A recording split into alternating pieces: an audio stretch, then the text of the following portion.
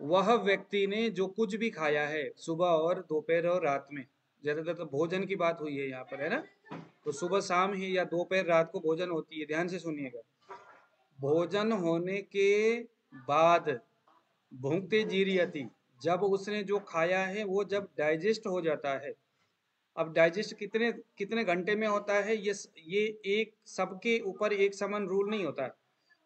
ज्यादातर हम सामान्य रूप से बताते हैं कि भाई 1.5 घंटे में डाइजेस्ट हो जाता है, लेकिन ये कोई पक्का नियम नहीं है। मान लो किसी का कफ प्रकृति है, इनडाइजेशन है, कफ प्रकृति है, चूंकि प्रकरण ही ग्रहणी है तो इसमें अग्नि तो मंदा होना ही है। तो ये कंपलसरी नहीं होता कि वो आदमी का अग्नि उसका सही होगा। अगर मान लो अग्नि उसका बहुत ही कमजोर है, तब तो फिर उसका जीर्णयति, जो खाया हुआ जो भोजन है, वो हो सकता है 3 घंटे में, 4 घंटे में भी जीर्ण हो, या 2.5 घंटे 2 घंटे में हो, या 2 से लेकर 4, कभी भी हो सकता है। जब जीर्ण हो जाता है भोजन, जब डाइजेस्ट हो जाता है बड़े मुश्किल से जैसे तैसे, वातज ग्रहणी की बात, तब उसके पेट में कुक्षी साइड में, कुक्षी साइड का मतलब कहाँ है, नाभि के लेफ्ट और राइट साइड में कहीं, नाभि के लेफ्ट जहां पर किडनी है ना, किडनी जहां पर जिस स्थान में है उसमें बड़ी खतरनाक दर्द होती है, पेट में दर्द होती है। तो यह दर्द कैसी है, यह दर्द है आत्मानम भूखते। ये आत्मान, ये वहां पेट उस जगह में वायु भर गया है और उसको बहुत खतरनाक दर्द होती है। अब दर्द जब होता है तो वायु जो होता है रुलाने वाला दर्द देता है। पित्त जो है वो जलन के साथ दर्द देता है, पित्त का दर्द भी बड़ा खतरनाक है। लेकिन वायु जो है ना, बड़ा ही रह रह करके चुभने जैसा दर्द देता है। तो ये जो दर्द है बड़ी खतरनाक है। अब यहाँ पेशेंट हमें हमारे सामने आके बोलेगा सर ऐसा है, पेट में गैस हो गया, उसके वजह से पेट में बहुत ज्यादा दर्द हो रहा है। अब देखो वही बात यहाँ बोल रहे, बात गुल्मा रद रोगा प्लीहा संकीच मानव। उस व्यक्ति को ऐसा लगता है कि मेरे हार्ट डिजीज हो गया है, मेरे गॉल ब्लैडर में स्टोन हो गया है, मेरे किडनी में स्टोन हो गया है, मेरे स्प्लिनोमेगली हो गया है, ऐसा उसको लगता है। उसके मन देखो, ये उसको जो लगना, ये लगने की जो उसके दिमाग में जो थॉट जो आ रहा है, यह भी इसी वायु की वजह से आ रहा है। यहाँ पर ग्रंथ बोल रहा है सवात गुल्म, सवात गुल्म रद्रोग प्लीहा संकीच मानव। उस आदमी को ऐसा लगता है कि यार मेरे ना पेट में कहीं ना कहीं गुल्म हो गया है। गुल्म यानी गांठे भी हो सकता है या स्टोन भी हो सकता है ना, पेट में। उन सभी को गुल्म इस शब्द से, तो उसको ऐसा लगता है। अब आप जरा आंख बंद करें और आपके पास कभी ऐसा पेशेंट आए, आप कल्पना करो पेट दर्द हो रहा है, एक साइड में दर्द हो रही है, कुक्षी बड़ी तेज दर्द हो रही है। अब चूंकि अगर उसने आयुर्वेद पढ़ा होगा तो वो कुछ खाएगा, क्योंकि अब ये क्या बोलता है, यहाँ पर देखो, जीर्णे जीर्यति चात्मानम भूंगते स्वस्थम उपैति चा, इसका मतलब होता है भूंगते, कुछ भी चीज खाने से उसको फिर आराम मिलता है। यानी कि जैसे ही डाइजेशन हो जाता है, जैसे डाइजेस्ट हो जाता है तो उसको क्या होता है, उसको आराम मिलता है। उसको जैसे ही भोजन जीर्य हो गया तो उसको दिक्कत हो जाती है, और जैसे ही वो भोजन करता है तो क्या हो जाता है, भोजन करने से उसको आराम मिलता है। अब देखो अल्सरेटिव कोलाइटिस, अल्सरेटिव कोलाइटिस का सिम्टम्स क्या आता है अल्सरेटिव कोलाइटिस में क्या आता है, वो यही आता है। अल्सरेटिव कोलाइटिस का सिम्टम्स क्या है, आप मेरे वेबसाइट पे जाकर के देख लो, आप लिखिए वहां अल्सरेटिव कोलाइटिस। भोजन डाइजेस्ट हो जाने के बाद उसको भूख लगती है, तो इसको हम सामान्य रूप से अल्सरेटिव कोलाइटिस कह करके करते हैं। लेकिन वहां पर भी अगर हम वातज ग्रहणी की चिकित्सा करते हैं, वातज ग्रहणी समझ करके, तो बहुत अच्छा लगेगा।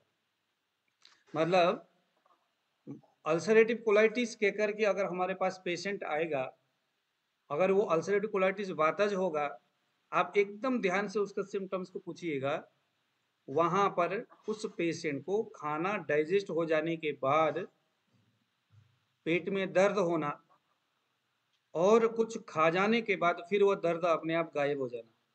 लेकिन सभी व्यक्ति तो इस भाव को नहीं जानते कि भाई ये जो दर्द है वातज ग्रहणी की वजह से हुआ है, चलो कुछ खा लेते तो आराम मिल जाएगा, ऐसा तो उसको पता नहीं होता। तो वो फिर डॉक्टर के पास जाएगा, इधर उधर डॉक्टर फिर इंजेक्शन लगाएगा, ऐसा वैसा सब कुछ करेगा। आए समझ में? तो वहां पर भी हमें वातज ग्रहणी की ही चिकित्सा करनी चाहिए। तो ये ऐसे कुछ कुछ बातें हैं।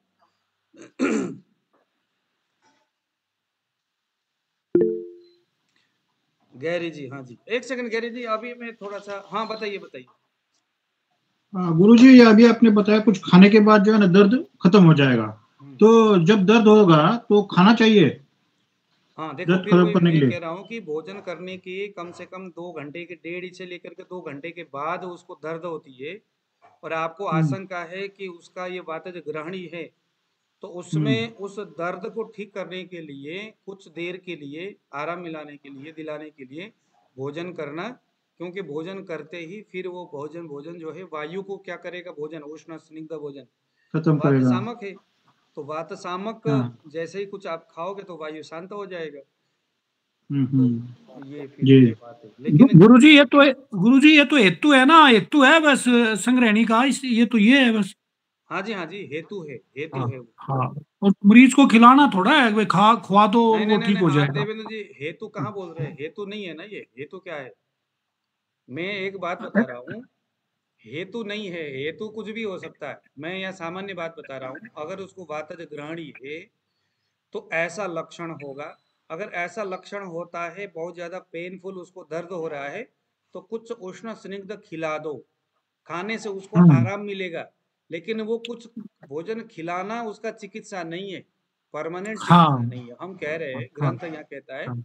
वो हाँ परमानेंट जी। चिकित्सा नहीं है, वो उस समय के लिए टेम्परेरी उसका ट्रीटमेंट है। हाँ जी, वो वातज ग्रहणी का सिम्टम है, हम समझ सकते हैं वो 100% वातज ग्रहणी है। हाँ वो वातज ग्रहणी का सिम्टम्स है। भोजन करने के 1.5-2 घंटे के बाद अगर उसके कुक्षी में पेन होती है, जहां पर किडनी है उस स्थान में अगर दर्द होती है, तो समझ लो कि ये वातज ग्रहणी भी हो सकता है। दूसरे भी बहुत सारे कारण है, जैसे किडनी में स्टोन हो सकता है दूसरे कारणों से, लेकिन एक वातज ग्रहणी भी हो सकता है। हाँ जी, विक्रम जी। सर वो क्यों होता है सर, मतलब वो खाने के बाद 2 घंटे के बाद, मतलब पूरा पचने के बाद वो नहीं देखो, दर्द ऐसा क्यों है, होता है? जैसे डाइजेस्ट हो जाता है ना, डाइजेस्ट होने से जो स्टमक है वो खाली हो जाएगा। डाइजेस्ट होकर के जब चीजें आगे चला जाता है, व्यान वायु, हाँ समान हाँ। वायु, इससे जब चीजें आगे चले जाएगा, जो अन्न है, आहार है, तो क्या हो जाएगा, पिछला हिस्सा खाली हो जाएगा। जब खाली होने से वहां आकाश और वायु भर जाएगा। ठीक है, आकाश और हाँ सर। वायु भर जाएगा। आकाश और वायु वात दोष को इंक्रीज करेगा, जैसे वात दोष बढ़ेगा तो वातज ग्रहणी से संबंध जो पहले से उसमें डिजीज था, उसके वजह से उसको फिर वो दर्द होना शुरू हो जाएगा। अच्छा। ठीक है, ओके सर। अब देखो जरा यहाँ पर 67 वाला सूत्र को देखते हैं, है ना? कोई पढ़ के सुनाएंगे जरा 67 वाला। गुरुवर्त स्निग्ध शीतादि भोजनादति भोजनात् भुक्त मात्रस्य च स्वप्नात् ध्यन्त्यग्निम कुपितम कुपितः कफ तस्यान्नं पच्यते दुःखम रल्लासत्सर्जरोचकाः आस्योपदेह माधुर्य काचस्थीवनपीनसः हृदयं मन्यते स्या हृदयं मन्यते स्यान मुदरं स्तिमितं गुरु दुष्टो मधुर उद्गारः सदनं स्त्रीर्व हर्षणम् भिन्नाम श्लेष्म संसृष्ट गुरुर्वर्च प्रवर्तनः अक्रिशस्यापि दौर्बल्य मालस्यम च कफात्मके। संस्कृत भी पढ़ना चाहिए, है ना? अब देखो, सबसे पहले यहाँ पर हेतु बता रहा है। यहाँ पर देखो 67 में क्या बता रहा है। हम लोगों ने वातज ग्रहणी, पित्तज ग्रहणी और इसकी चर्चा हो गई, पित्तज ग्रहणी की चिकित्सा भी हो गई। अब यहाँ पर कफज ग्रहणी के बारे में बता रहा है। सबसे पहले यहाँ पर बता रहा है कि कफज ग्रहणी होने के पीछे का रीजन क्या है। आप बताइए जी, पित्तज ग्रहणी होने के पीछे का रीजन क्या बताया, कोई बताएगा जरा? सुनील जी बताइए, जो परसों हमने पढ़े थे, पित्तज ग्रहणी का हेतु क्या बताया? हेतु यानी उसका रीजन 65 में लिखा हुआ है। कटु रस वाले पदार्थों के सेवन से, अजीर्ण होते रहने से। आप सामान्य रूप से अपने अपने मन से बताइए ना, बुक में जो लिखा है उसके हिसाब से। अम्ल तथा क्षार आदि के अतिसेवन से बड़ा सराबोर करके नष्ट कर देता है। जैसे गर्म जल डालने से अग्नि बुझ जाती है, गर्म पानी भी आग को शीतल बना देता है। इससे हमें क्या समझ में आया? हमें ये समझ में आया कि एक पेशेंट अगर कंटिन्यूसली कटु, काली मिर्च, दालचीनी, पीपली या मिर्च मसालेदार चीजें बहुत ज्यादा खाता है, कटु रस हो गया, उष्ण गुण हो गया, तो वह जो है उष्ण यानी गर्म प्रकृति वाला खाता है, साथ में तीक्ष्ण तीखा खाता है, बहुत ज्यादा स्पाइसी, साथ में क्षारीय गुण वाला भी कुछ ऐसा चीज वो खा लेता है। अब इसमें हम चिकित्सा के संदर्भ में भी हम इसको देख सकते हैं कि वह अगर आप किसी आदमी को लंबे समय से कटु, उष्ण, क्षार आदि इन द्रव्यों से कंटिन्यूसली अगर आप कुछ चिकित्सा करते हैं तो उसको चिकित्सा की गड़बड़ी की वजह से पित्तज ग्रहणी होने की संभावना हो सकती है। इस तरह के आहार करने से, और वो जो आहार है वह भी अजीर्ण के रहते, मतलब किसी आदमी को इंडाइजेशन है और वह ऐसे भोजन करता है, बात है कटु, तीक्ष्ण, उष्ण, क्षारीय द्रव्य वाला चीज खाना, इससे भी ज्यादा भयंकर और खतरनाक बात यहाँ लिखा है कि उस आदमी को अजीर्ण हुआ है, अजीर्ण हुआ है, और उसके बावजूद भी अगर वैसे भोजन करता है तो पित्तज ग्रहणी होगा। वायु के लिए क्या बताया देखिए जरा वातज में, कटु तिक्त कषायाति रुक्ष शीतल्प भोजन ही, हाँ? वह कटु, तिक्त, कषाय, अति रुक्ष, वह जो भोजन है अति रुक्ष, अति शिल्प, अति शीत है ना, ठंडा है, रूखा है, कटु है, तिक्त है, कषाय है, और अल्प भोजन है। अब वो जो करता है वो भी बहुत कम मात्रा में भोजन करता है, भूख जितना लगा है उससे हद से ज्यादा भोजन करता है, हर रोज वो व्रत ही व्रत में जुड़ा रहता है। हाँ जी, मुझे फिट रहना है, किसी ने कहा है कुछ खाना नहीं चाहिए, इस तरह की बातें वो करता है। प्रमित अनशन, है ना, बेग का वो करता है, बेगों को रोकने का काम करता है। अनशन, बार बार वो व्रत रखता रहता है ना। मैथुन ही, बेग निग्रह, ऊपर देखो जरा सूत्र है 59 में, बेग निग्रह, बहुत सारे मल मूत्र आदि बेगों को वो रोकता है। अति मैथुन नहीं, वो बहुत ज्यादा मास्टरबेशन करता है, ये बहुत ज्यादा सेक्स करता है। तो ऐसे कंडीशन में उसको जो होगा, इससे उसके अग्नि कमजोर होंगे, अग्नि कमजोर होने से वातज ग्रहणी बाद में उससे जो दोष उत्पन्न होगा वो वातज ग्रहणी को उत्पन्न करने वाला होगा। ऐसे ही कफ में क्या लिखा है, गुरु अति स्निग्ध, अति शीत आदि भोजना, अति भोजनात्, भोजनात् अति भोजनात्, वह व्यक्ति अजीर्ण अवस्था में है, वह व्यक्ति अजीर्ण अवस्था में है और भोजन वो करता है अति गुरु, हैवी मांस खाता है, या बार बार वो अगला कहता है उसके पेट में से रिलेटेड प्रॉब्लम, उसको इंडाइजेशन है, और उसको कहता है कि सर मेरे को तो ना अश्वगंधा खाना है, मेरे को शतावरी खानी है, मेरे को कोंच खाना है, मेरे को फलाना खाना है, मेरे को ये भस्म खाना है, अगड़म खाना है, वगड़म खाना है। खाना तो है, अच्छी जो चीजें हैं, लेकिन ये सभी क्या है, अति गुरु हो गया। अरे भैया आपको कफज ग्रहणी हुआ है, ये सारी चीजें क्यों खा रहे हो? अरे खाने से तो मोटापा बढ़ेगा, शरीर स्ट्रोंग रहेगा, इसमें विटामिन ए बी सी फलाना ढिमकाना है, सब कुछ है लेकिन वो सभी क्या है, आपके अग्नि कमजोर होने से वो शरीर में क्या करेगा, देखो आगे, अति भोजनात्, उसके ऐसे चीजें वो खाता है और उसके साथ साथ में वह व्यक्ति क्या करता है, भोजनादति भोजनम, एक बार भोजन करके फिर दोबारा करता है, फिर तिबारा करता है, करता ही रहता है, भोजन करता ही रहता है, करता ही रहता है, अधिक मात्रा में भोजन करता है। देखो, अधिक मात्रा में भोजन करने से कफज ग्रहणी होगा, अल्प मात्रा में भोजन करने से वातज ग्रहणी होगा। आया समझ में? इसीलिए भोजन हमेशा लिमिट में खाना चाहिए। बिल्कुल ना खाना भी गलत है, बहुत अधिक खाना भी गलत है। इसीलिए सोच समझ करके जितना आपका अग्नि है, जितना आपका भूख है, उस भूख के हिसाब से थोड़ा कम भोजन करना। वैसे कम भोजन करना सही बात है, लेकिन बिल्कुल न करना गलत बात है। जैसे 5 रोटी खाने की भूख है, 3 रोटी खाओ, वो भी अवस्था के हिसाब से। अगर आपका एज 40 से ऊपर हो गया, भोजन कम करना चाहिए, आपका भोजन कम होनी चाहिए। जितना भूख लगा है उससे कम भोजन होना चाहिए, क्योंकि 40 के बाद हमारा धातु, हमारा महास्रोतस, ये जितने भी स्रोतस है, मूत्र व स्रोतस, ये सारे, ये सभी क्या हो जाएगा, और साथ में जठराग्नि, ये शिथिल हो जाएगा धीरे धीरे। अब वो वृद्धावस्था की हो जाएगा। 41, 50 के बाद 51। हमारे गुरु जी कहा करते थे, कोई भी आदमी को 50 साल के बाद वृंदावन जानी चाहिए, सन्यासी बन करके, तपस्वी बन करके। क्योंकि कहते 50 के बाद क्या आता है, 51 बन आता है पीछे, 52, 53 बन, यानी जाओ भैया वो घर छोड़ो। 59 के बाद भी अगर घर नहीं छोड़े तो फिर क्या बोलेगा शरीर और समाज, क्या बोलेगा, 60, 61, अरे बड़ा 60 हो गया तू यार, जम के बैठा हुआ है, 62। तो ये जस्ट एक समझने वाली बात है।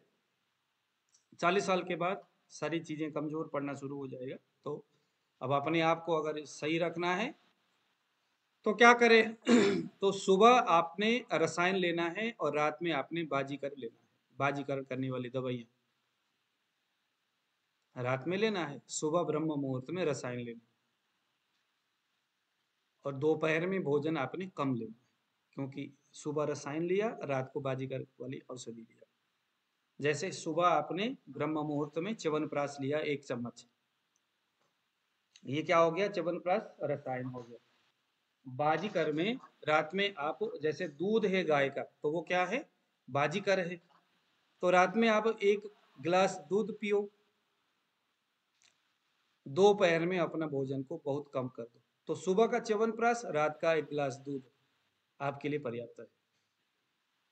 सुबह रसायन हो गया, रात में बाजीकर, कुछ नहीं करना, इतना पर्याप्त है। ये एक नियम हमें बनाना चाहिए। देखो आगे कफज ग्रहणी में क्या कहते हैं,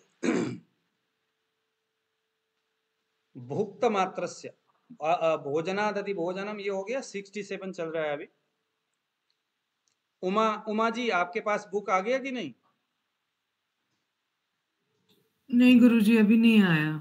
अच्छा, आपने बुकिंग किया, मंगाया है ना? हाँ जी, हाँ जी, वो चौखंबा वालों के यहाँ ही किया है बुकिंग, तो उनके पास वॉल्यूम 2 है, वॉल्यूम 1 नहीं है। बोल रहे हैं कि नेक्स्ट वीक आ जाएगा, तो और एक काम कर लो, वॉल्यूम 1 मेरे पास है यहाँ पर, हमारे एक भाई साहब ने भेजा था, आप 2 को मंगा लो, 1 मेरे पास है, मैं भेज दूंगा। अच्छा जी, ठीक है जी। आप 2 मंगा लो, 1 मेरे पास है। अच्छा जी, ठीक है जी। 1 सेकंड, 1 सर मेरे पास में भी नहीं है कोई भी बुक। मेरे पास 1 है। उमा जी मैं आपको ये बुक भेज दूंगा, बहुत अच्छा बुक है ये, 1 है। जी, इसका जो अमाउंट है पता नहीं कितना रुपया, 800 कुछ कह रहे थे वो, ऐसा प्रिंटेड होगा उसके ऊपर। हाँ यहाँ पर है, यहाँ पर ना कुछ है, ये हाँ 725 रुपया है जी। 800 रुपये भेज दीजिएगा, पोस्ट ऑफिस का जी, खर्चा भी लगेगा। ठीक है जी। मैं आपको कल ये भेज दूंगा, आप पेमेंट मुझे भेज देना, ठीक है? जी जी, जरूर, धन्यवाद। गुरु जी दूध भी तो भारी में आ गया। नहीं नहीं नहीं नहीं, बात भारी की नहीं है, बात है मैं यहाँ पर रसायन की बात कर रहा हूँ ना। दूध भारी बेशक है, लेकिन आप दूध और गाय के घी के बारे में आप देखो जरा, गाय का दूध हो, गाय का घी हो, दूध भारी होने के बावजूद भी ये ओज का निर्माण करता है। क्या करता है? दूध शुक्र का निर्माण करता है। शुक्र का किसका निर्माण करता है?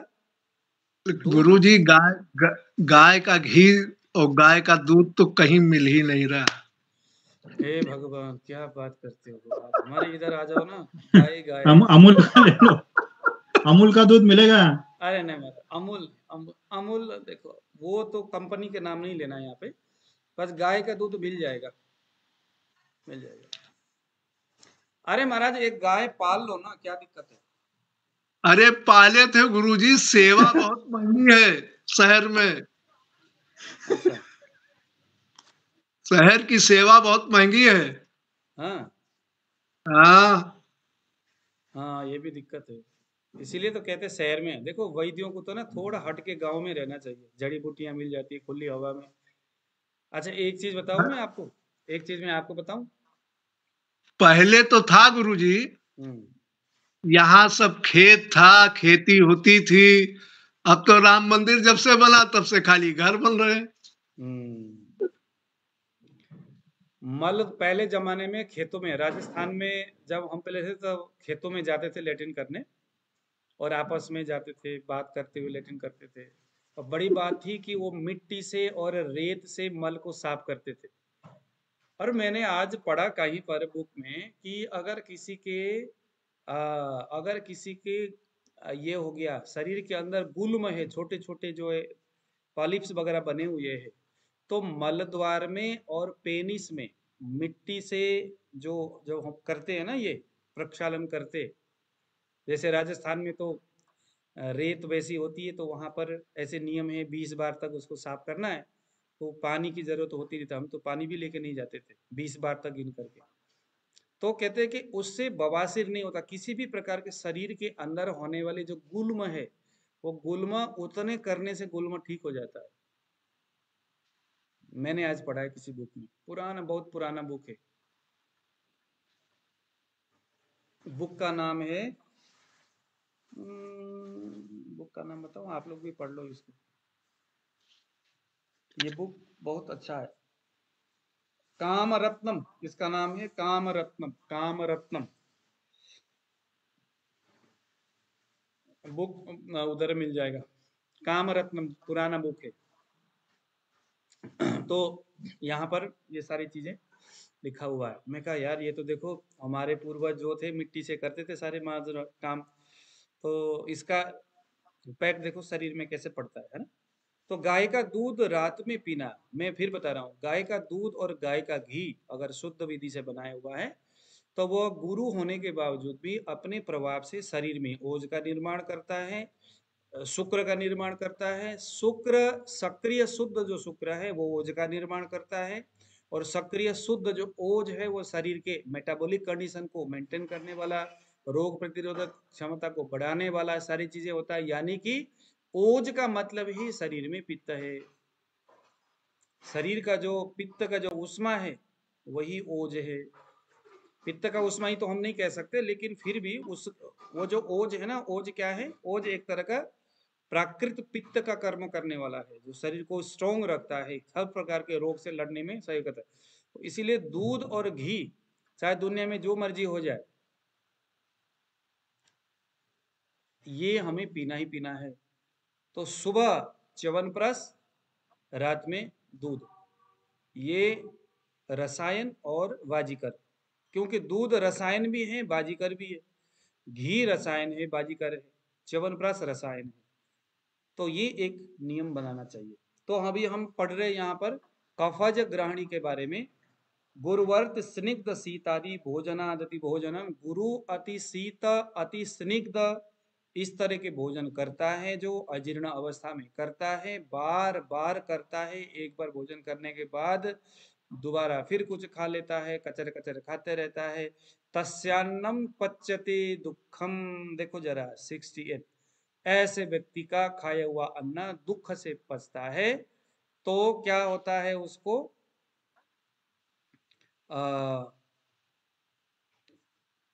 फिर यहाँ पर रल्लास छार्द्य अरोचका, रल्लास वोमिटिंग टेंडेंसी होना उस व्यक्ति को, है ना।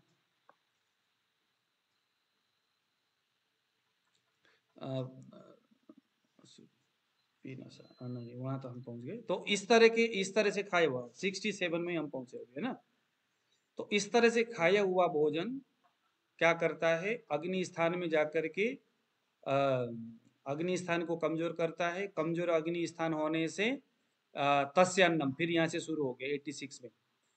87 तक में क्या हो गया, इस तरह के आहार विहार करने से जठराग्नि कमजोर होता है। कमजोर होने से तस्यान्नम पचते दुखम, उसके बाद जो कुछ भी वो व्यक्ति भोजन करता है उससे खाया हुआ भोजन प्रॉपर तरीके से डाइजेस्ट नहीं होता। तो उसमें क्या होगा, अब रल्ला सा, उसको वोमिटिंग टेंडेंसी होगी। छर्द्य आलोज्य, उसको तो अब उल्टी भी आ सकता है। अरोचकाह, उसको क्या होगा, अरोचका, उसको खाने में अरोचक, खाने में उसको मन नहीं लगेगा, है ना। उसके बाद आस्य उपदेह, आस्योपदेह, उसके मुंह से मीठापन उसके मुंह में बना रहता है। उसको आस्य उपदेह का एक अर्थ ये भी होता है कि उसके जीभ में, मुंह में कुछ न कुछ पानी भरा हुआ, कुछ न कुछ ऐसे उसको महसूस होता है ना। और माधुर्य, उसके मुंह एकदम मीठा मीठा लगता है, पानी भरा भरा सा लगता है, जीभ में व्हाइट कोटेड होता हुआ रहता है। उसके बाद कास स्ठीवन पीनसाह, उसको कास यानी खांसी होगा, स्ठीवन यानी कि बार बार वो थूकने जैसी स्थिति उसके सामने होगा, बार बार पिचक पिचक थूकता रहेगा। और पीनसाह, उसको पीनस नाम का रोग उसके सामने होगा। साइनस वगैरह होना, प्रतिसाय वगैरह होना, ये सारी चीजें उसको होता रहेगा। जुखाम, नजला, खांसी, सारी चीजें होता रहेगा। अब यहाँ से आप लोग जरा कल्पना करो, आपके पास इस तरह के पेशेंट आएगा जो बोलेगा सर मैं तो बार बार थूकता रहता हूँ, नाक में नजला जुखाम वगैरह होता रहता है, जरा सा आइसक्रीम सर्दी में क्या खा लिया बुरा हाल हो जाता है, नाक से पानी बहना शुरू हो जाता है, आंखों में आंख से पानी बह जाता है, आंख भर जाता है। ये सारे के सारे क्या है। अच्छा, एक चीज हमारे गुरुजी कहा करते थे, यहाँ बुक में तो पता नहीं कहीं होगा लिखा हुआ, वो कहते थे कि बार बार उसको ना रोने का मन करता है, बार बार रोने का मन करता है। पिक्चर हॉल में जाके देखा, जरा सा गुंडा ने लड़की को उठा के ले गया, बस हॉल में रोना शुरू, आंखें भर आया उसका। ये अवस्था अभी कहीं ना कहीं अजीर्ण से ही जुड़ा हुआ हो सकता है। हृदयम मन्यते, हृदयम मन्यते स्त्यानम उदरम स्तिमितम गुरु, उसका जो हृदय है भारी भारी लगता है, छाती में उसका भारीपन लगता है। उसका पेट जो है ना, स्तिमितम, स्तिमित का मतलब होता है बधा हुआ, ऐसा लगता है पेट में पत्थर आ गया है, भारी भारी सा पेट लगता है ना। स्तिमितम गुरु, गुरु यानी पेट उसका भारी भारी लगता है। दुष्टो मधुरा, दुष्टो मधुरा उद्गार, दुष्ट दूषित हुआ जो है ना, मीठा मीठा सा उसको उद्गार आता है। इसका मतलब है अभी जो आपने भोजन किया है उसी भोजन का मीठा स्वाद वाला उस तरह का डकारे उसको आता है, ठीक है ना। सदनम, सदनम, सदनम का मतलब होता है एनर्जी लेवल डाउन हो जाना, थका थका सा महसूस होना। ये क्या है, कफज ग्रहणी है, ध्यान देना, कफज ग्रहणी है। रस धातु छीण होने से भी सदनम ये शब्द आया है। चिड़चिड़ा होना, कोई अगर सामने बोलता है तो उससे झगड़ा करना, चिड़चिड़ा हो जाना, अधिक बात करने का मन नहीं करना, घबराहट होना।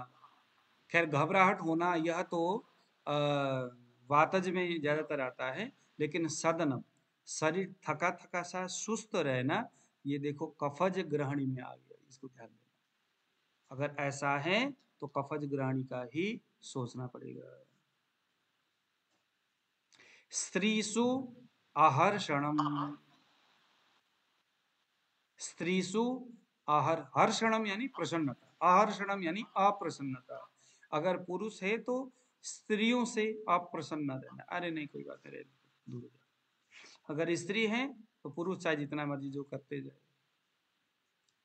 जो बोलते जाए, उसको कोई शारीरिक संबंध से उससे बोलना तक भी, अरे चल पीछे हो जाओ, ये हाल। तो ये समझ लो कि ये ऐसी स्थिति अगर आ रही है तो दूसरे भी समस्याएं हो सकता है, लेकिन दिमाग में कैच करके रखो कि कफज ग्रहणी में भी यह लक्षण आया। आयुर्वेद की एक बात समझने वाली बात है कि यहाँ पर एक रोग में बहुत सारे लक्षण दिखाई दे रहा है, बहुत सारे लक्षणों का अलग अलग चिकित्सा नहीं करना है, जैसे एलोपैथी में होता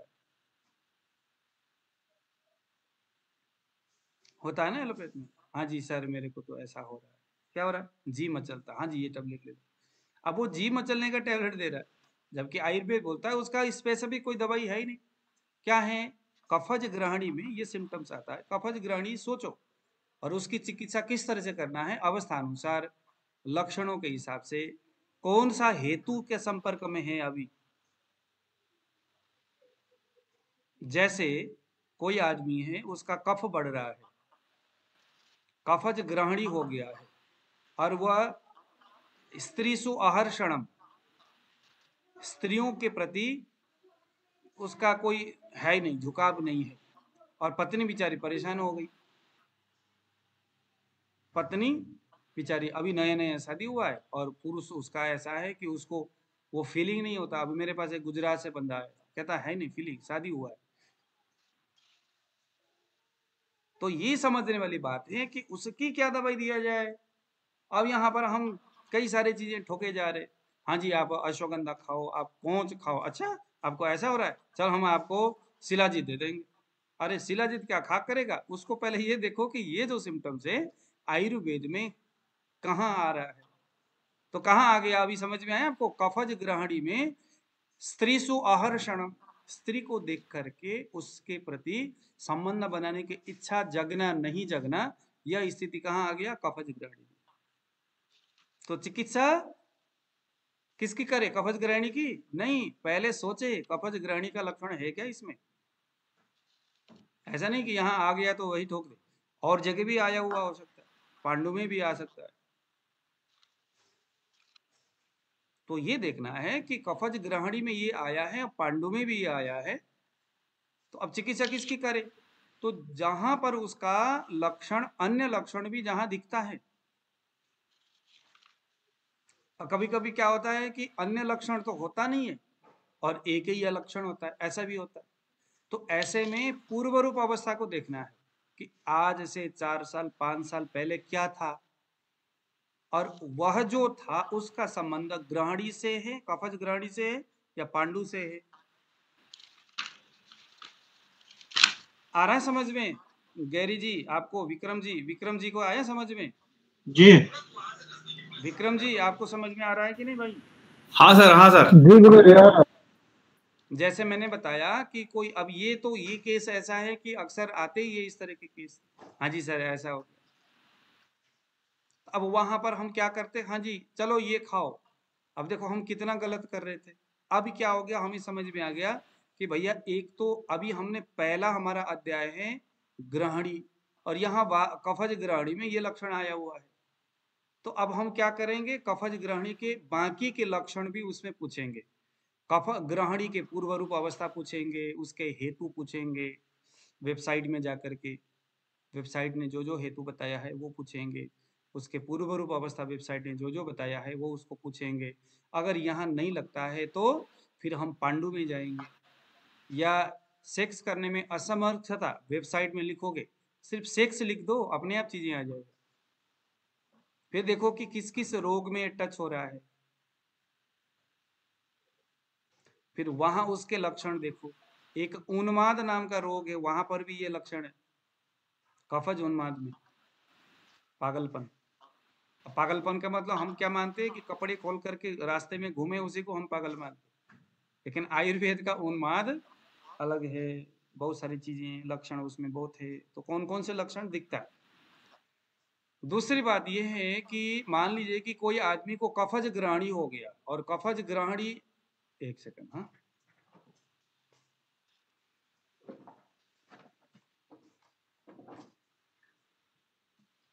कफज ग्रहणी हो गया, और आज उसको कफज ग्रहणी के कोई 1 या 2 लक्षण दिख रहा है, किसी किसी को 1 या 2 लक्षण दिख रहा है, तो हो सकता है आने वाले दिनों में उसको कहना होगा कि भाई ये लक्षण कफज ग्रहणी के संदर्भ में आता है, आपको 10-12 लक्षण है इसके, उनमें से आपको 2 लक्षण दिख रहा है, बाकी के लक्षण आपको दिखेंगे यदि आप सही तरीका से इसकी चिकित्सा नहीं करोगे तो, और निश्चित बात है कि बाकी के लक्षण भी उसको दिख सकता है, क्योंकि वो सारे सिम्टम्स उसी रोग के हैं, उसका स्रोतस एक है भाई, उसकी स्थिति एक है, एक ही तरह से वो चीजें बन रही है, उनमें से एक लक्षण हो गया, अभी अभी शादी हुआ है, घर वाला भी ठीक, घर वाले भी ठीक है, बच्चे 4-5 उनके परिवार में होता है, एक बच्चा हो गया, कोई बात नहीं, अभी तो ही हुआ है, 4-5 साल के बाद देखो 4-5 बच्चे उसके और हो जाएंगे। तो आप तो उस पति पत्नी के सामने कब पहुंचे हो, ये तो आपकी बात है। तो वो पेशेंट आपके सामने कब आया है, 1 लक्षण होते ही आया है या 10 लक्षण होने पर पूरा आया है? 10 लक्षण का मतलब है सारा सिम्टम्स उसके सामने, उल्टी वोमिटिंग टेंडेंसी रहेगा, उल्टी आएगा, अरोचक, खाने में मन नहीं करेगा, आस्योपदे हो, उसका मुंह जो है भरा भरा लगेगा, मुंह से पानी निकलता रहेगा, है ना, पी न सा, कभी सर्दी, कभी जुखाम, कभी नजला, ये सारी चीजें होगा। देखो जुखाम नजला, यहाँ पर हम प्रतिशय ज्यादा सोचते, लेकिन समझ लो जुखाम नजला, जुखाम नजला का संबंध कफज ग्रहणी से भी है। ये ना बहुत, इन सारी चीजों को ना एकदम याद करने वाली बात है।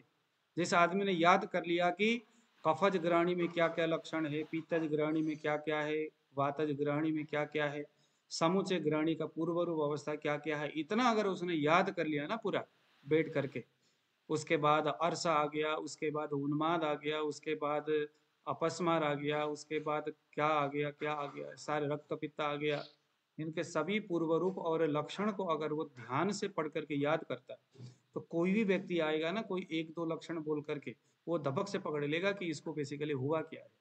कहीं जाने की जरूरत नहीं, कोई डायग्नोसिस करने की जरूरत नहीं, कोई एलोपैथिक रिपोर्ट निकालने की जरूरत नहीं, उसके हिसाब से चिकित्सा करो, परफेक्ट हो जाएगा।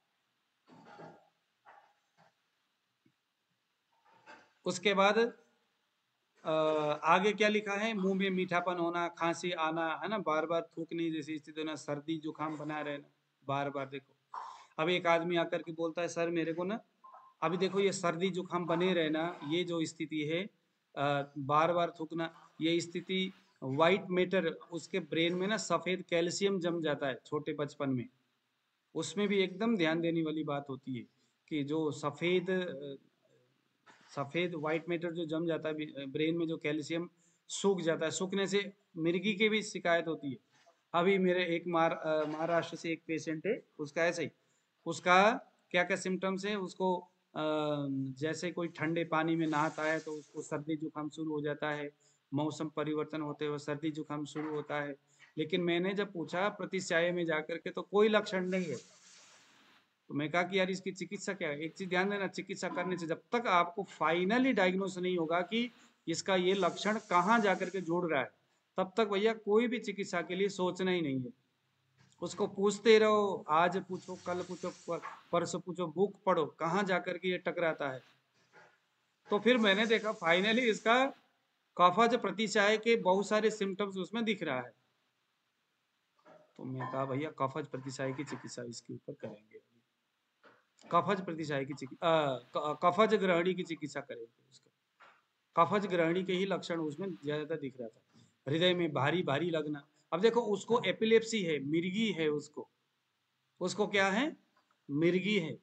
एलोपैथिक डॉक्टर, बहुत सारे आयुर्वेदिक डॉक्टर सब मिर्गी के करके तो भाई दे रहे, कोई सारस्वतारिष्ट दे रहा है, कोई सूत से क्या नाम है आपका ये आपका स्मृति सागर रस दे रहा है, कोई क्या दे रहा है, ये सब ब्रेन को टच करता है। लेकिन उसके तो संबंध किसके साथ है, कफज ग्रहणी के साथ है, क्योंकि उसके लक्षण ये बताते हैं।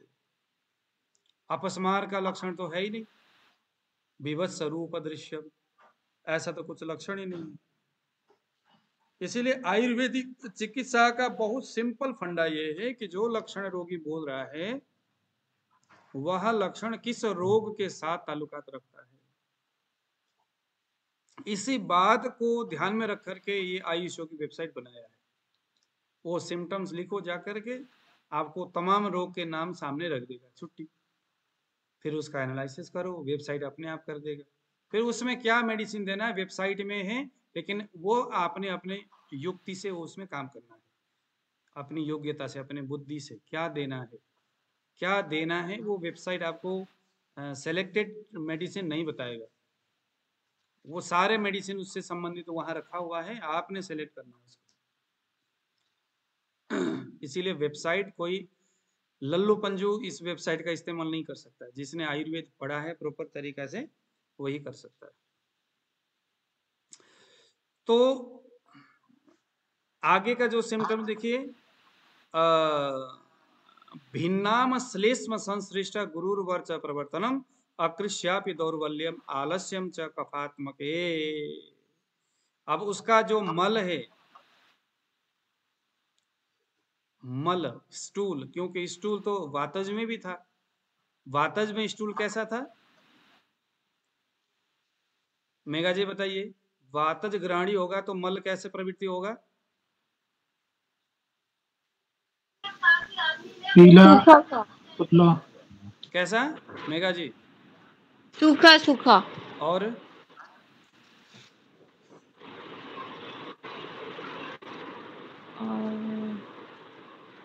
अरे भूल जाते हो ना आप लोग, यही तो। कभी कॉन्स्टिपेशन होगा। हाँ उसमें नहीं नहीं, मैंने कहा मल प्रवृत्ति कैसा होगा। मल प्रवृत्ति, जो वो मल निकलेगा वो कैसा निकलेगा वायु? आवाज के साथ निकलेगा। शब्द फेन, शब्द सर पीला नीला और दुर्गंध युक्त। हाँ, आवाज के साथ। अत्यंत दुर्गंध से युक्त तो पित्त में होगा, लेकिन वायु का सफेन युक्त झागदार आवाज के साथ, कभी अधिक मात्रा में कभी कम मात्रा में आएगा। अब देखो जरा कफ में क्या आता है। ये सारी चीजें ना टिक करके इसको पढ़ना है, ताकि आपको ये बातें हमेशा दिमाग में रहे। अब देखो कफ में मल कैसा आता है, देखो क्या लिखता है। भिन्नाम श्लेष्म संसृष्ट गुरुर्वर्च प्रवर्तनम। प्रवर्तनम का मतलब निकलता है। कैसे निकलता है? तो ऐसे गुरु यानी अधिक मात्रा में, चिकना और राउंड शेप में निकलता है। कृषता जो है ना राउंड शेप में, टूटा हुआ सा कच्चा कफ मिश्रित भारी निकलता है। कफ मिश्रित वायु में सशब्द युक्त निकलता है, और कफ में कैसा निकलता है? भारी, टूटा हुआ सा, राउंड शेप में ऐसे आता है, घूम करके आता है, टूटता हुआ और चिकना, कुछ कच्चा और कफ से मिश्रित आएगा। यानी फ्लश में जाएगा तो चिपक जाएगा, पानी मारते रहोगे तो गिरेगा। ध्यान देना, फ्लश में चिपक जाए तो कफज ग्रहणी। राउंड शेप में आता है, अब जो आ रहा है वो तो कौन नीचे झुक करके देखेगा, लेकिन फ्लश में जो चिपका हुआ है वो तो देखेगा। म्यूकस से भरा हुआ। अच्छा, फेन युक्त तो वायु में है, फेन युक्त है वायु में। झागदार मगर शब्द युक्त क्या हो गया? वातज में है। लेकिन कुछ कच्चा, कुछ गिलासा, टूटता हुआ, राउंड शेप में, फ्लश में गिरता है और चिपक जाता है। ये है कफ का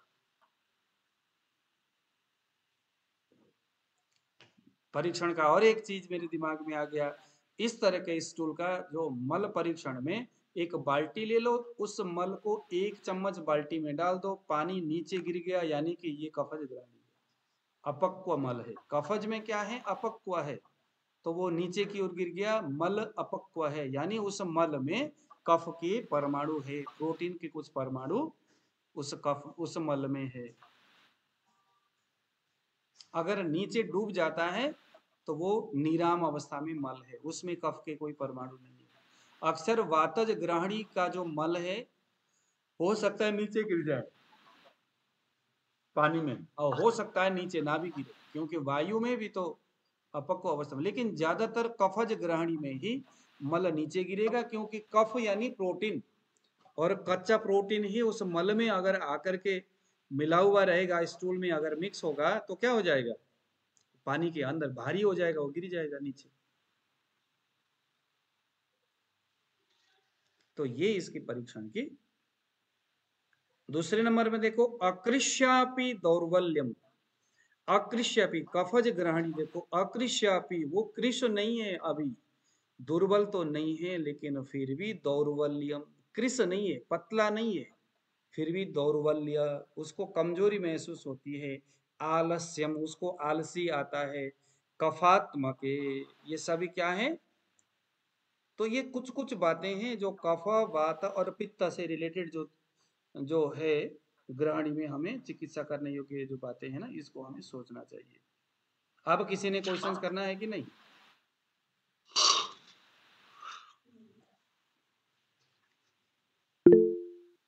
यस विक्रम जी। सर वो मल के बारे में और एक बार, मतलब ये वाटर में डूबना है या नहीं डूबना है सर? पानी में मतलब अगर डूब जाता है तो कफज ग्रहणी है। अच्छा, पानी में अगर मल डूब जाता है तो हाँ वह आम अवस्था में जो आपका स्टूल है ना, वो उस स्टूल में प्रोटीन है, बहुत सारे गड़बड़ी है उस स्टूल में, ये ओके फिर सर, बाद में जाकर के टॉक्सिन्स वगैरह बन सकता है शरीर में ना, बहुत सारे रोग देगा। तो इसीलिए अब आम की शुद्धिकरण करना बहुत जरूरी होगी। ठीक है, ओके सर। अगर मल डूबता नहीं है पानी में, बाल्टी में अगर नहीं डूबता है तो फिर ये, अब इसमें भी कुछ निरामो, कंडीशन है, इसमें भी कंडीशन है, एक सेकंड। हाँ, इसमें भी कंडीशन क्या है, मान लीजिए कि अगर किसी का लूज मोशन हो गया है, लिक्विड फॉर्म में लेटिन आ गया है, तो वो पानी में डूबेगा ही डूबेगा। फिर आम अवस्था में है या नहीं है, हर परिस्थिति में लिक्विड जो मल है वो डूब जाता है। लिक्विड अवस्था में जो मल है वो अक्सर पित्तज में ही होता है ना, कफ में तो हाँ सारा वो क्या हो जाता है, नीचे की ओर चला जाता है। अब इसकी चिकित्सा देखो,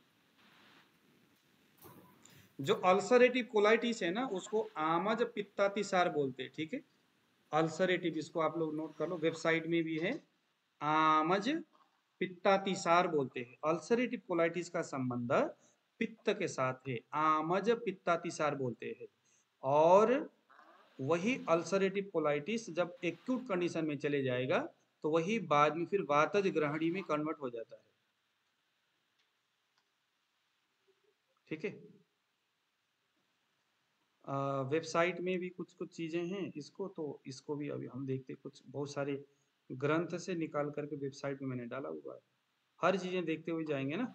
कम से कम आप लोग कुछ नहीं तो एक चीज में तो परफेक्ट हो जाओ, ग्रहणी में, क्योंकि ग्रहणी के कितने सारे रोगी आते हैं। अब ये अगर अगर आपको ग्रहणी समझ में आ गया ना, तो आपको क्या क्या समझ में आएगा, अजीर्ण के बहुत सारे रोग, इंडाइजेशन हो गया, भूख नहीं लगना, देखो ना कितने सारी चीजें हैं, वो सारी चीजों को आप कवर कर सकते हो। देखिए ग्रहणी रोग के लक्षण, ये सारी चीज तो हो ही गया। सिर के बाल झड़ जाता है, ब्रोंकियल एस्थमा है ना, दस्त होता है, कभी कब्जियत होती है, ग्रहणी रोग है ना, तो बार बार थूक आता है, तमक श्वास, ब्रोंकियल एस्थमा होती है, इसमें भी ग्रहणी देखना चाहिए। आंखों के सामने अंधेरा छा जाता है, हम हाथ और पैर में सूजन हो जाता है, अति चिंता के कारण हेयर फॉल हो जाता है, तो हेयर फॉल होने में भी ग्रहणी ही है। ये वेबसाइट में मैंने दूसरे ग्रंथ से लेकर के रखा हुआ। ठीक है, उसकी अस्थियों में, उसके हड्डियों में और जॉइंट पेन होता है, ये तो हमने बात ग्रहणी में देख ही लिया है। लोहे को गर्म कर आग में बुझाने पर उठने वाली गंध अपक्व अन्न जैसे गंध से युक्त तिक्त और कच्ची डकार भी उसको आने लगता है, ये वातज का हो गया।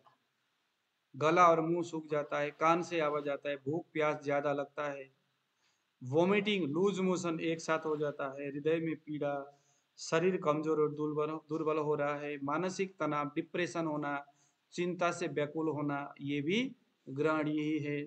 भोजन करने के बाद पेट में गैस होता है 2 घंटे के बाद, लाइक गैस्ट्रिक अल्सर जिन्हें हम कहते हैं, क्या कहते हैं, गैस्ट्रिक अल्सर बोलते हैं जिसको। तो गैस्ट्रिक अल्सर में क्या होता है, भोजन करने के बाद, वो वातज ग्रहणी में आता है गैस्ट्रिक अल्सर। अल्सरेटिव कोलाइटिस में भी कुछ कुछ ऐसे सिम्टम्स आता है, गैस्ट्रिक अल्सर में भी आता है। स्टूल आवाज करते हुए, फेन युक्त कच्चा मल के, देखो ये सारे कफ अभी हमने पढ़ा। रोगी को ऐसा लगता है उसे ट्यूमर, हृदय रोग, हार्ट डिजीज है ना, या प्लीहा, स्प्लिनो स्प्लिन, स्प्लेनोमेगाली ऐसा हो गया है, जैसे अभी हमने उसमें पढ़ लिया था। वाती ग्रहणी, ये सारी चीजें हो गया। स्टूल कच्चा पीला, खट्टी डकार आना तथा प्यास, अग्निमंद, कंठरित गार जी हो गया, सारी चीजें हैं, है ना। श्लिष्मिक तस्यान्न प्रति दुखम मधुर उद्गार उल्लास। आईबीएस देखो, आईबीएस इरिटेबल बाउल सिंड्रोम, यह भी ग्रहणी में ही आता है।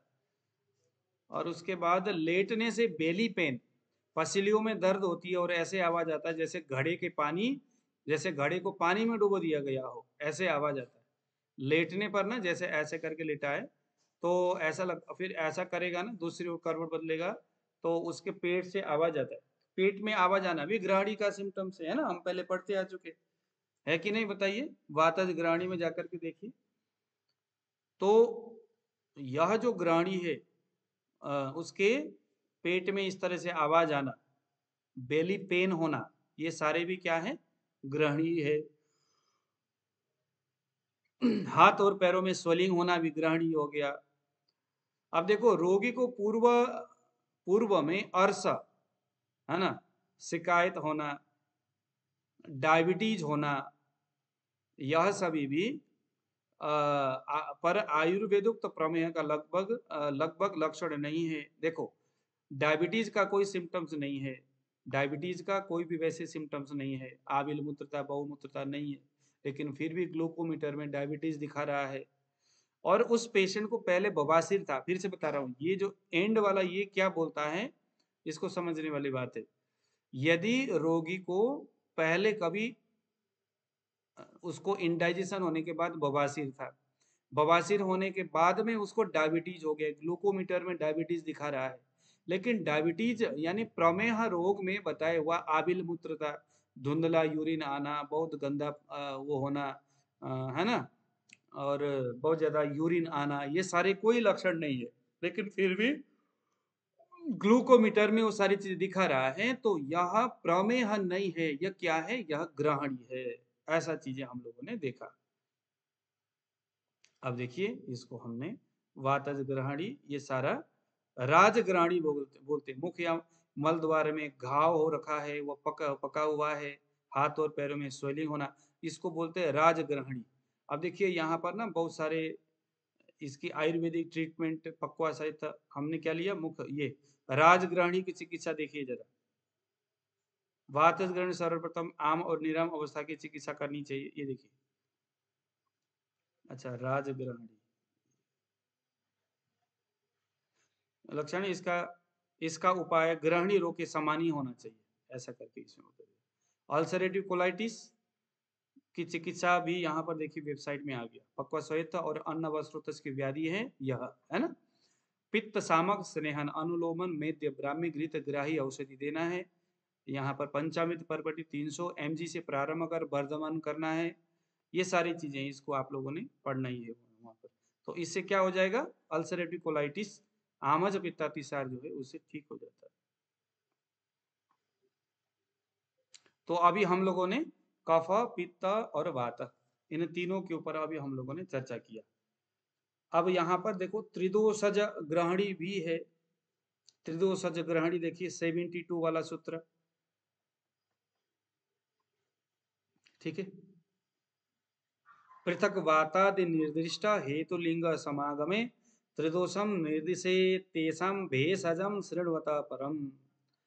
यानी पहले जो हमने कफ, पित्त और वातज ग्रहणी में जो बातें बताया था, उन सब के एक साथ प्रकट होने पर, यानी वो सभी सिम्टम्स पेशेंट में दिख रहा है। शरीर में भारीपन भी दिख रहा है, सेक्स करने के लिए असमर्थता भी बता रहा है, वोमिटिंग टेंडेंसी भी हो रही है, उसके जो है कि जलन, पित्त के भी सिम्टम्स उसमें दिख रहा है, वायु के भी, सशब्द फेनल, उस तरह के मल प्रवृत्ति भी हो रहा है, घबराहट भी हो रही है। ये सारे सिम्टम कफ, पित्त, वात तीनों का ही लक्षण दिख रहा है, तो इसको हम कहेंगे त्रिदोषज, त्रिदोषज ग्रहणी इसको हम कहेंगे, ठीक है।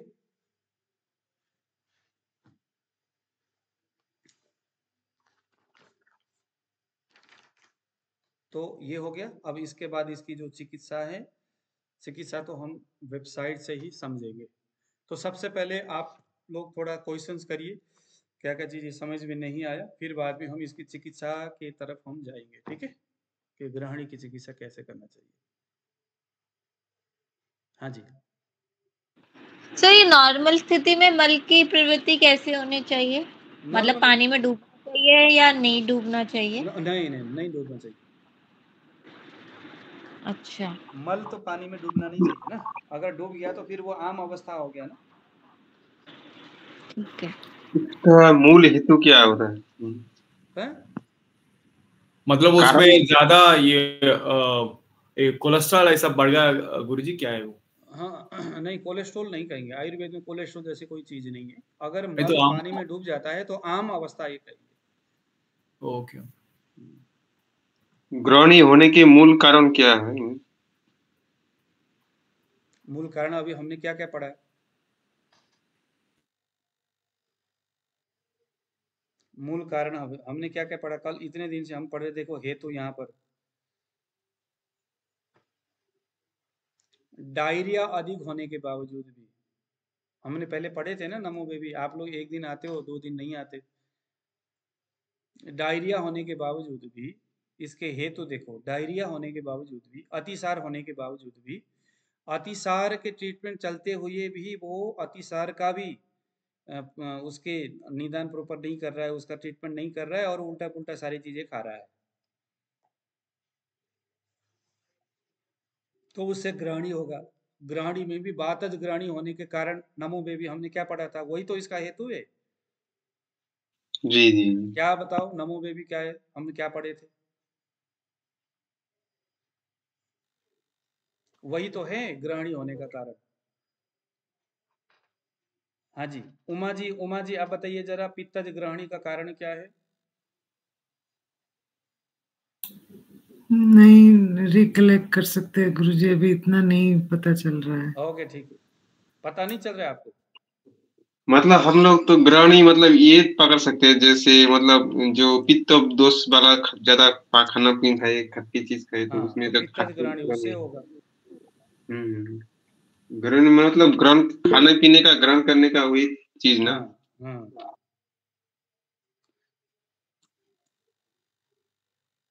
और किसी का कोई क्वेश्चन?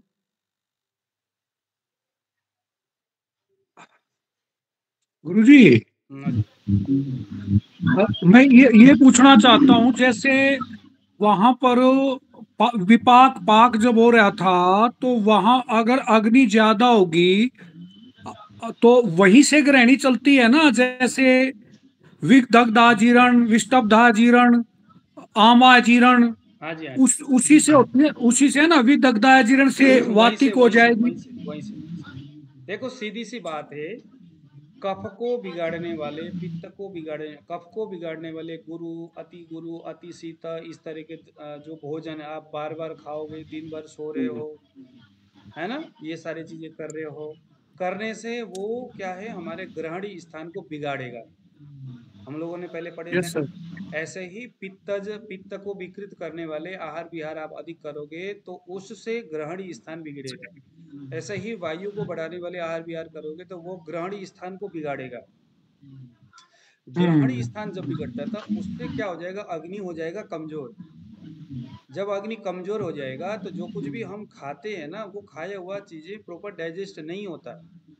न होने से अनडाइजेस्टेड वो आहार का जो चीज है, जो अपच हुआ जो मल है, वो सुक्त भाव में कन्वर्ट हो जाता है, यानी वो टॉक्सिन में कन्वर्ट हो जाता है।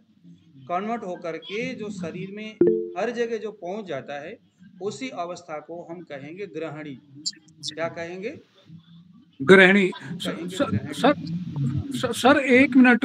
आम तो तीनों अवस्थाओं में होता है ना, चाहे पित्त बढ़ जाए, चाहे कफ बढ़ हाँ जाए, चाहे हाँ, तो वात बढ़ अभी वो जाए। हमने कहा ना, वही तो हमने कहा अभी।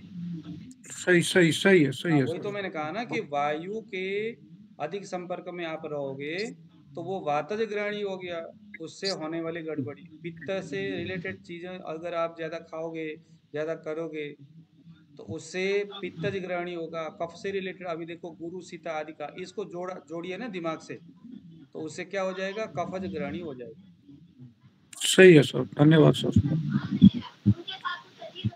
तो ग्रहणी ग्रहणी होने के लिए ना देखो 2-3 बातें देखो जरा, यहाँ पर वेबसाइट क्या बता रहा है। ग्रहण्य निदानम संप्राप्ति, ये बोलता है अतिसारे निवृत्ति मंदाग्नि रहिता सिद्धम। अतिसार होने के बावजूद भी आपको डायरिया हो गया है, आपको बुखार हो गया है, या आपको अरसा हो गया है, आपको इंडाइजेशन हो गया है, भूख नहीं लग रही है, अजीर्ण हो गया है, खाना खाने का मन नहीं करता है, फिर भी आप अचर पचर खा रहे हो, कुछ भी कर रहे हो, दिन भर सो रहे हो, आपका दिनचर्या सही नहीं जा रहा है, तो उससे क्या हो जाएगा, भूय संदूषितो बन्नी ग्रहणीम अभिदूषयेत, उससे आपके जो है ना ग्रहणी स्थान में स्थित जो अग्नि है वो हो जाएगा कमजोर, दूषित हो जाएगा वो। तो इसी अवस्था को हम ग्रहणी कहेंगे। ग्रहणी किस अवस्था को कहेंगे उमा जी, फिर बताइए। मैं फिर से बताता हूँ, हम जो कुछ भी भोजन करते हैं, किए हुए भोजन कफज पित्तज वातज इन दोषों को बिगाड़ने वाला जो भोजन हम जो करते हैं या आहार विहार हम करते हैं, उससे हमारा जो अग्न्याशय है, जठराग्नि है, जो शरीर के अंदर का जो अग्नि है, जो अन्न को पचाने का काम करता है, वो हो जाएगा कमजोर। कमजोर होने से वह, अब हम जो कुछ भी खाएंगे उस सामान्य रूप से खाया हुआ भोजन भी अब वो डाइजेस्ट करने में उतना सामर्थ्यवान नहीं है जी। तो उसी अवस्था को हम ग्रहणी कहेंगे। ग्रहणी किसको कहेंगे? हमारे गड़बड़ से, हमारे गड़बड़ रूपी आहार विहार से, हमारे दिनचर्या की गलतियों से, खाने पीने की गड़बड़ियों से जो हमारे अंदर का पाचन को उत्पन्न करने वाला जो अग्न्याशय है, जिन्हें हम ग्रहणी बोलते हैं, वो कमजोर पड़ जाता है, वो बिगड़ जाता है, वो अपने में सही हिसाब से वो काम नहीं कर पाता। न कर पाने की वजह से क्या हो जाएगा, अग्नि हो जाएगा बंद, क्योंकि अग्नि तो वही है जी। आप यूं लगा लो कि आप खुले कहीं आप पिकनिक खाने के लिए गए और लकड़ी से आपने कुछ चावल आप बनाने के लिए बैठे, पहले खूब ज्यादा आग लगाया और भूसा वूसा आपने लगाया तो आग इतना ज्यादा जल गया कि पूछो मत। इतना ज्यादा आग जल गया कि उस थाली के अंदर, कढ़ाई के अंदर रखा हुआ पानी एकदम सूख गया और चावल उसमें फंसे। ऐसा होता है कि नहीं होता उमा जी? जी होता है, होता अगर है। हम बहुत अधिक मात्रा में आग में कढ़ाई डाल देंगे, उसमें पानी और चावल डालते, तो उस आग से क्या हो जाएगा, पानी जल्दी सूख जाएगा, चावल अपने अनुपात से पकता नहीं है जी। अब इसमें और एक उदाहरण ले लो, उस आग में लकड़ी जो है ना, अब वो जो लकड़ी में करते करते ऊपर से बारिश हो गया, वो बुझ गई। तो बढ़िया सा तो बल रहा था, जल रहा था, लेकिन बारिश हो गया दंदना करके, आप लोग सब इधर उधर चले गए, बारिश से कौन करेगा, तो आग बुझ गया। आग बुझने के बाद वो पानी भी पड़ गया उस लकड़ी में, चावल सही ढंग से पका भी नहीं था। अब उस लकड़ी को दोबारा जलाने में आपको बड़ी दिक्कत हो रही है, गीला सा हो गया, कच्चा हो गया, लकड़ी भी सारा पानी से भीग गया, आग भी वो जो जगह भी सारे गीला हो गया। अब वहां अब दोबारा जब आप आग जलाने का प्रयास करते तो क्या होता है, वो आग ढंग से जलता नहीं है, इंडाइजेशन हो जाता है। हाँ, तो ऐसी ही अवस्था, सेम ऐसी अवस्था क्या हो जाता है, हमारे ग्रहणी में हो जाता है जी। तो इसकी सामान्य चिकित्सा क्या है? सामान्य चिकित्सा है उस आग को धीरे धीरे धीरे धीरे करके उस आग को जगाना। तो जगाने के लिए किसका सबसे ज्यादा, ग्रहणी चिकित्सा में दवाई का कोई ज्यादा रोल नहीं है। ग्रहणी चिकित्सा में बड़ा रोल क्या है, उसका दिनचर्या। अगर किसी को ग्रहणी हुआ है तो उसका दिनचर्या ही सबसे बड़ा रोल अदा करता है। उसको खाना लिमिटेड, तो घी जरूर देना चाहिए अगर वातज ग्रहणी है। तो गुरुजी इसको लाइफस्टाइल डिजीज कह सकते हैं? हाँ, लाइफस्टाइल डिजीज इज ग्रहणी डिजीज। जी ठीक। देखो, सा दुष्टा बहुसो भुक्तम आम एव विमुंचति, है ना। सा वह दुष्टा बहुसो, वह जो दुष्ट हुआ, जो आग है ना, कमजोर पड़ जाएगा। फिर आप जो भोजन करते हो, किए हुए भोजन कच्चे अवस्था में रह जाएगा, वहां आग तो है ही नहीं। जैसे मान लो आपने बहुत ज्यादा अधिक मात्रा में आग जलाया, तो पित्तज ग्रहणी में क्या होता है, आग अधिक मात्रा में जलता है। वातज में क्या होता है, एकदम हवा बवंडर आ गया तो भी आग का कोई काम नहीं होता, पकाता नहीं सही तरह से। और कफज में क्या हो गया, बारिश ही हो गया। तो ऐसे तीनों ही अवस्था में वह जो चावल है आपका क्या हो जाएगा, कच्चे अवस्था में रहेगा। कौन खाएगा कच्चा चावल? खाएगा कोई? फिर आप कहो कि भैया ये तो चलो बिगड़ गया, दूसरा बनाते हैं। अब दूसरा बनाने के लिए क्या होगा, दूसरे चावल बनाने के लिए, पकाने के लिए, अब भैया फिर दोबारा लकड़ी ले आओ, है मोटे मोटे लकड़ियां लेके आ गए, अब वो जल्दी जो जलेगा नहीं, तो पहले छोटा सा एक 3 का 2-4 दिन के लेके आते। आप लोगों ने कभी ऐसे कभी आप लोगों ने आग जलाया है कि नहीं? जलाया होगा, है ना?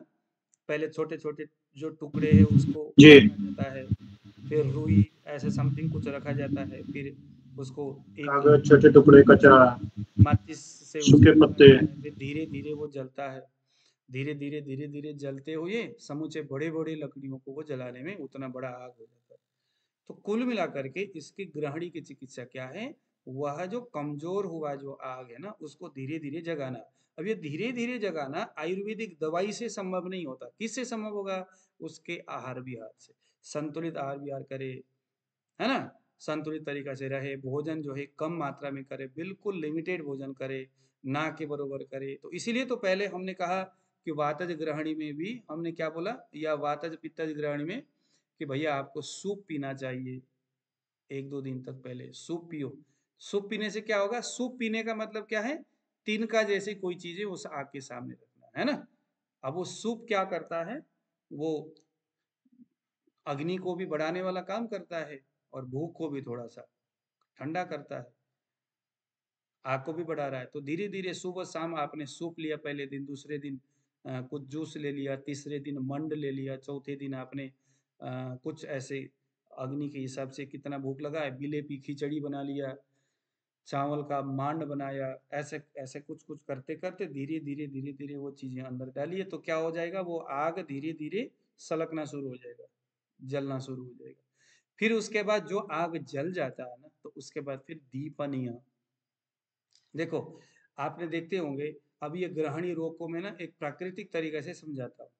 आयुर्वेद में क्या लिखा है? पहले जूस पिलाना है, फिर सूप देना है, फिर यवागु देना है, ये सारी चीज करना है, फिर उसके बाद दीपनीय द्रव्य देने के लिए बात बताया है। इसका मतलब क्या है? पहले हमने बड़े बड़े लकड़ी तो डाला, लेकिन उसके बीच में हमने छोटे छोटे तिनके भी डाला है, और माचिस हमने उसी तिनके के सामने रखा, और धीरे धीरे उस तिनके को पकड़ लिया।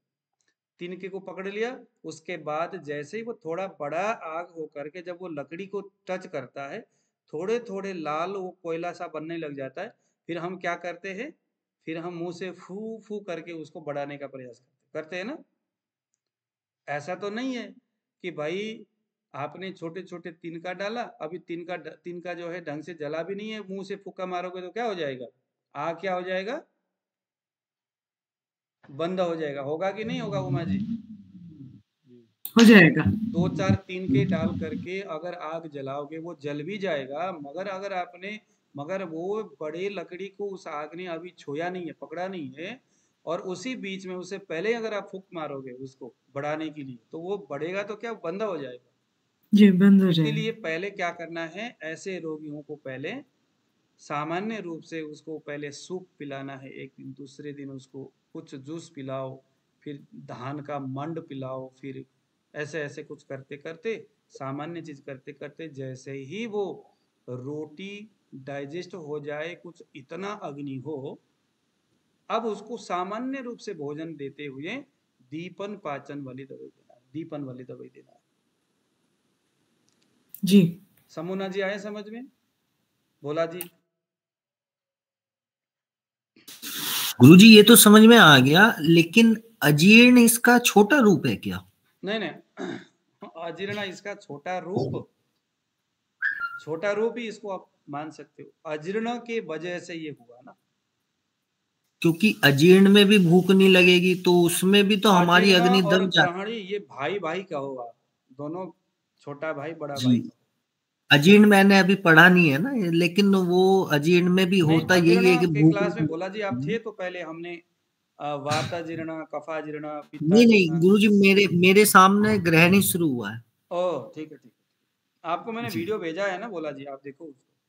आपने पंचकर्म की दिया है, अजीर्ण की नहीं दिया है। ओह अच्छा, मैं दे दूंगा आपको। जी, अच्छा, किस मेगा जी आपके पास कलेक्शन किसने किया है ग्रहणी के पहले दिन से? किसने किया है बताइए, वीडियो को मेरे कलेक्शन पास करना है, है आपको। गैरी जी, अजीर्ण पहले मेरे दिन पास से, है। ग्रहणी का पहले दिन से जो अजीर्ण वाला सारा वीडियो भेजिए, जरा सबको भेज दूंगा। जी, अभी जो मैंने आपको समझाया वो समझ में आया? सर मैं भी आज ही आया हूँ, मेरा भी फर्स्ट ही दिन है। करमवीर जी आया, थोड़ा बहुत समझ में आया आज? सर कुछ हल्का फुल्का। ठीक है ठीक है। अभी आप लोग जितने भी जो नए आए हैं ना, वो सभी लोग नाड़ी परीक्षण के क्लास में आएंगे आप लोग, तो वहाँ बेसिक लेवल से क्लास बातें होती है। अब ये तो देखो ऐसा है ना कि ये तो चिकित्सा और ये चरक संहिता अभी हम पढ़ रहे, तो इसमें बने रहिए। देखो एक चीज बताता हूँ, जब आप बड़े लोगों के बड़े सपने देखते हैं तो छोटी छोटी चीजें अपने आप कवर हो जाता है ना। जब आप बड़े ग्रंथ पढ़ने के लिए बैठते हो तो धीरे धीरे 2 दिन 3 दिन 4 दिन तक समझ में नहीं आता, लेकिन अगर आपके पारखी बुद्धि अच्छी है और आपको पढ़ने की इच्छा है तो 5वें दिन से आपको, देखो ये सारे हमारे जितने भी थे, विक्रम जी हो गए, हमारे ये जयप्रकाश जी हो गए, सबके सब जो है हमारे, हम लोग, मैं भी, सब ऐसे ही थे सब पहले, करते करते करते करते नाचते नाचते, क्या बोलते, आंगन में नाचते नाचते क्या बन गए, पता नहीं कुछ बोलते थे ना। सुनील जी को पता होता है ऐसे क्या बोलते हैं उसको,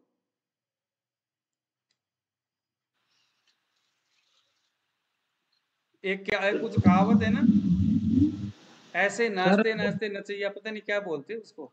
ऐसे बोलते हैं सर, जो है नाचने जाने आंगन टेढ़ा। नहीं नहीं वो तो अलग चीज है, वो तो अलग चीज है।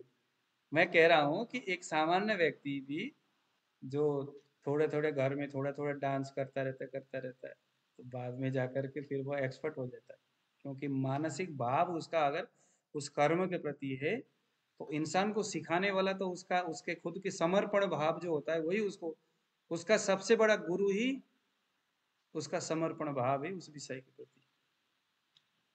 देखो मैंने बीएमएस किया ही नहीं, मैंने कोई बीएमएस थोड़ी किया, मैं बीएमएस डॉक्टर तो हूँ नहीं, लेकिन मैं आज बीएमएस डॉक्टर को भी पढ़ा सकता हूँ तो ये कहाँ से आ गया मेरे पास, क्योंकि वो भाव जो है ना, वो भाव ही फिर कुछ कुछ बन जाता है।